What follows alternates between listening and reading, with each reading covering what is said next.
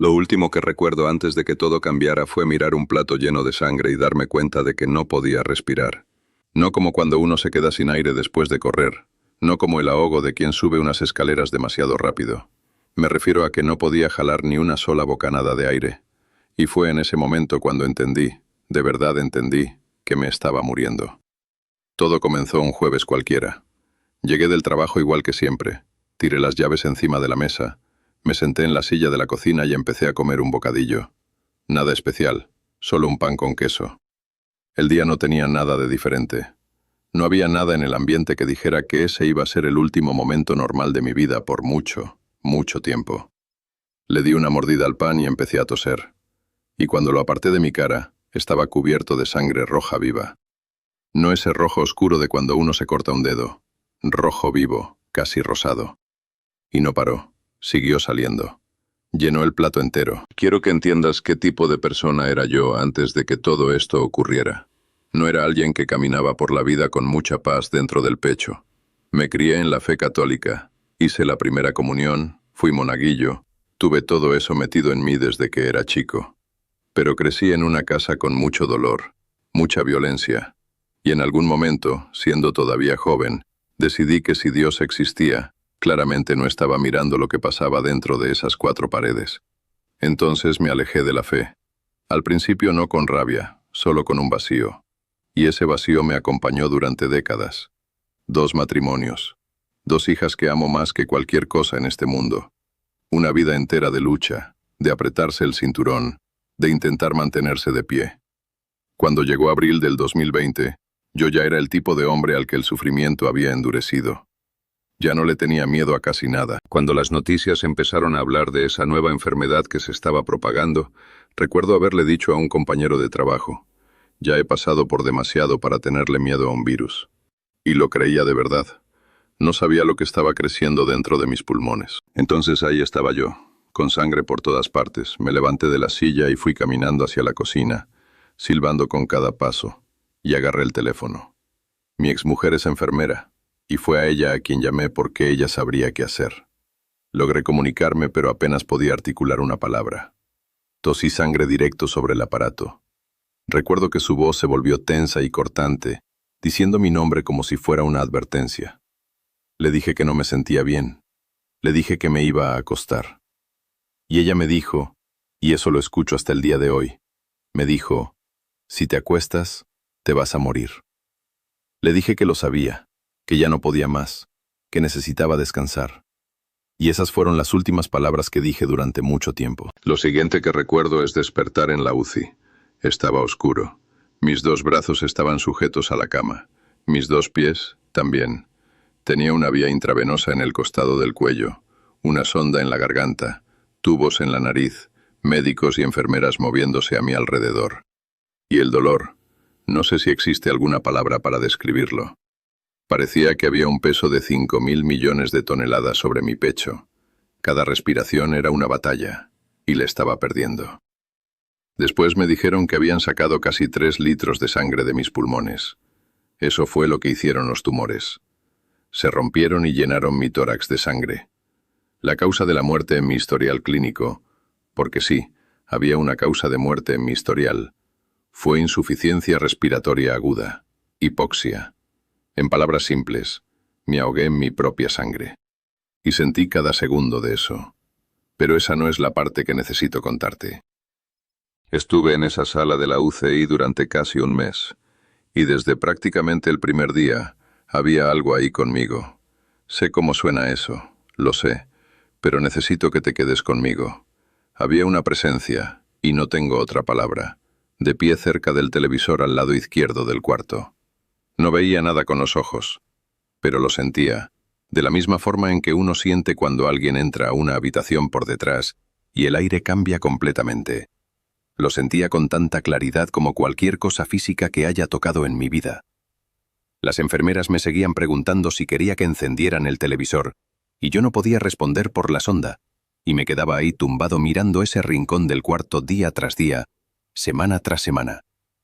Esa presencia nunca se fue. Entonces un día el cuarto quedó vacío. Las enfermeras habían salido, los médicos no estaban haciendo rondas, solo yo, y lo que fuera que estaba en ese rincón, y ese peso aplastante en el pecho. Ya me habían quitado la sonda de la garganta, lo que significaba que podía hablar si quería. Había perdido más de 30 kilos en ese mes. Estaba apoyado en los codos y temblaba, temblando sin control, tan débil que apenas podía sostener mi propio peso. Y entonces sucedió algo que no había hecho desde niño. Desde los 7 años de edad, sentado en una casa llena de dolor y confusión. Recé. No esa oración formal, de memoria, aprendida en la catequesis. Clamé a Dios. En voz alta, solo en ese cuarto, temblando sobre mis codos, le dije, por favor, no me dejes morir. Por favor. Quiero ver a mis hijas. Quiero ver a esa persona que quiero. Sé que te abandoné. Sé que te di la espalda. Nunca dejé de creer en ti. Creo que eso siempre fue verdad, incluso cuando fingía que no lo era. Pero dejé esa relación y lo siento profundamente. Y fue en medio de esa oración, justo en medio de ella, que todo cambió. Estaba en el techo. Esa es la única forma en que puedo describirlo. Estaba por encima de mi propio cuerpo, mirando hacia abajo, y podía verlo todo. No solo hacia abajo, no solo el cuarto. Estoy hablando de 360 grados, simultáneamente. Podía ver mi cuerpo tumbado en la cama. Podía ver a las enfermeras en el pasillo. Podía ver a través de las paredes. Y afuera, en un campo enorme detrás del hospital, podía ver cada brizna de hierba. Sé cómo suena eso, lo sé. Pero podía ver las denticulaciones en cada hoja. Podía ver las nervaduras que las recorrían. Y los colores. No existe ningún color en este mundo físico que se acerque a lo que vi. Los colores eran líquidos, se movían, estaban vivos. Y cada brizna de hierba se giró lentamente hacia mí. Y entonces llegó el amor. Llevo años intentando encontrar las palabras exactas para describir eso y todavía no las tengo. Lo que sentí en ese momento no era una emoción. No era lo que sientes cuando alguien te dice que te quiere, ni cuando sostienes a tu hijo recién nacido en brazos. Era algo estructural, algo fundamental, como estar sumergido en una sustancia hecha completamente de amor, de la misma forma en que el agua está hecha de agua. Era constante, era en todas partes, era todo. Y fui bañado en ello completamente desde el primer instante, en menos tiempo del que tarda un parpadeo. Estaba dentro de una luz. La luz más magnífica, más abrumadora que jamás he experimentado o puedo siquiera imaginar.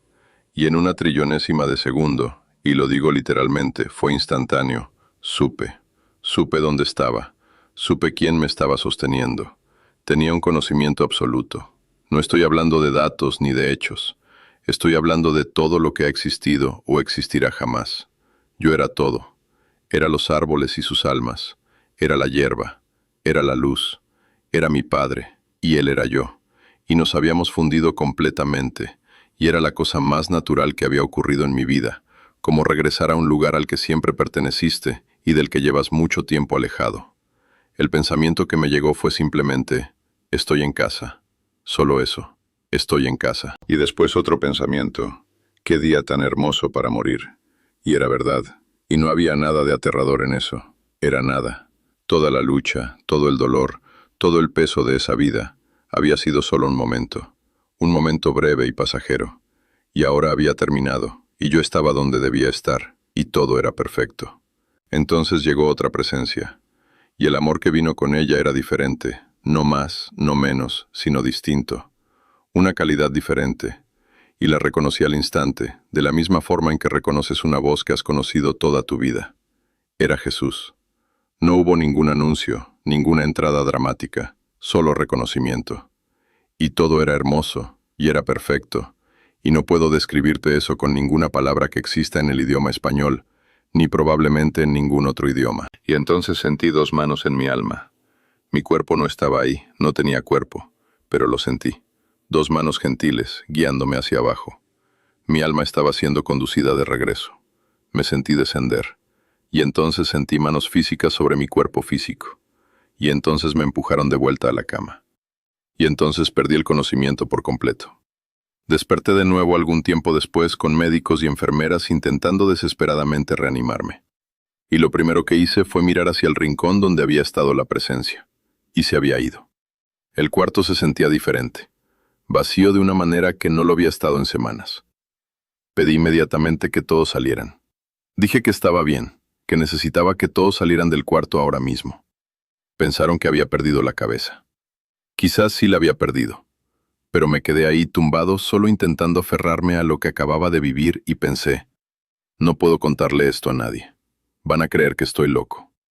Volver a este mundo después de eso fue lo más difícil que he tenido que hacer en mi vida. Y quiero ser honesto sobre esa parte, porque la gente que escucha estas historias a veces imagina que la persona que regresa curada, iluminada, llena de gracia. Eso no fue lo que me pasó a mí. Me fui del hospital antes de estar listo porque ya no soportaba seguir ahí. Pensé, si me voy a morir, prefiero hacerlo en mi propia cama. Y cuando llegué a casa, caí en una depresión muy profunda, una oscuridad que me sorprendió, porque acababa de ser abrazado por Dios. Acababa de experimentar el amor más profundo del universo. Y ahora estaba de vuelta aquí, en este cuerpo, en este mundo, sintiendo el dolor de todos, sintiendo el peso de esta existencia física presionándome desde todos lados. El contraste era insoportable. No estaba preparado para eso. Recuerdo estar en mi apartamento unos meses después de la experiencia y gritarle a Dios. Gritar de verdad. Le dije, no puedes hacerle esto a alguien. No puedes mostrarle a una persona lo que me mostraron a mí y luego mandarla de regreso a este mundo. Escogiste a la persona equivocada. Yo no estoy hecho para cargar con esto. No puedo. Y fue entonces cuando él me habló. No con una voz atronadora, no de manera teatral. Solo una presencia quieta, clara, inconfundible que dijo, ¿por qué no? Eres mi hijo. Caí de rodillas, alcé los brazos y dije, por todo lo que soy, yo soy tú. Y lo quise decir con cada átomo de mi ser. Porque lo había sentido, lo había sido. Me había fundido con la luz y sabía, de una manera que vive más profundo que el pensamiento o la creencia, que no estamos separados de quien nos creó. Nunca lo hemos estado. Solo estamos aquí, en estas formas temporales, viviendo esta experiencia pasajera, y nada de esto es tan permanente ni tan real como creemos. Todavía pienso en ese cuarto a veces. Todavía pienso en la hierba girándose hacia mí. Todavía siento en ciertos días un eco lejano de ese amor. Y sé, sin la menor sombra de duda, que cuando me vaya de este mundo de nuevo, y lo haré, igual que todos ustedes, me estoy yendo a casa. Todos nos vamos a casa. Eso es lo que hemos tenido completamente al revés todo este tiempo. Hemos vivido aquí pensando que esta es la vida real y que la muerte es el final. Pero yo estuve del otro lado. Y es más real que cualquier cosa que haya tocado, saboreado o visto con estos dos ojos. Esta vida es el sueño. Aquello era el despertar.